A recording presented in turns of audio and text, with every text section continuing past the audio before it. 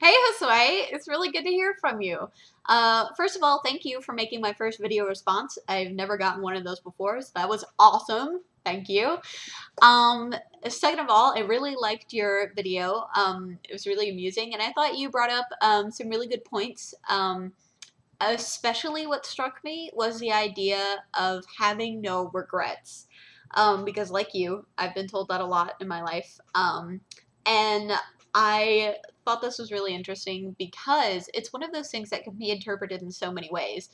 Um, Mostly, or one of the bigger ways that I think it's interpreted is people use it as like, okay, I don't want to have any regrets, so I'm going to do whatever I want when I want to, when the moment strikes me, and that way I'll experience everything I want to experience and not regret that I passed the moment up. And while I think sometimes that's a good idea, sometimes there are opportunities that maybe seem a little crazy, but can be really enjoyable or fulfilling to you. I think very oftentimes this can lead to bad decisions, and just be a really unwise way to live one's life. Because if you just go off and do anything without thinking about it, then well, that doesn't end well, does it?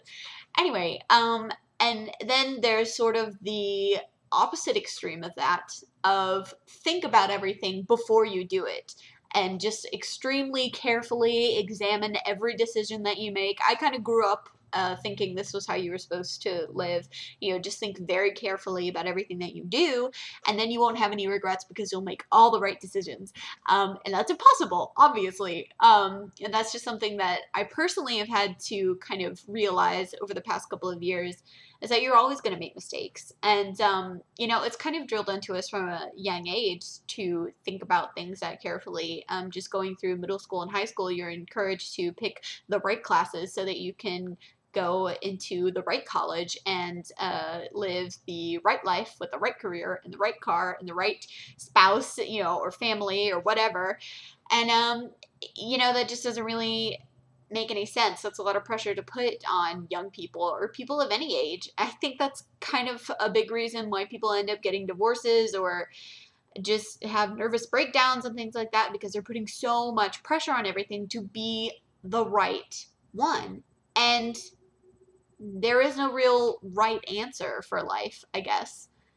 Um, I think the only right answer, well, it just said there isn't one, so there can't be one. But but I think that it's just more about forgiving yourself when you make mistakes, because you will make them, and just to try your best to live a good life, and maybe to have values that do good for the world and for the people around you. Um, and maybe that's the whole point, is that you should just be okay with the bad decisions that you make and realize that you're a person, you're human, and everyone does it. And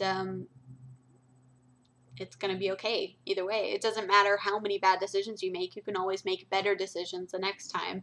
And as you said, learn from those mistakes and those decisions. I think that is the most important thing that you can do in life, is just to learn from what you do and from what happens to you, what happens to the people around you.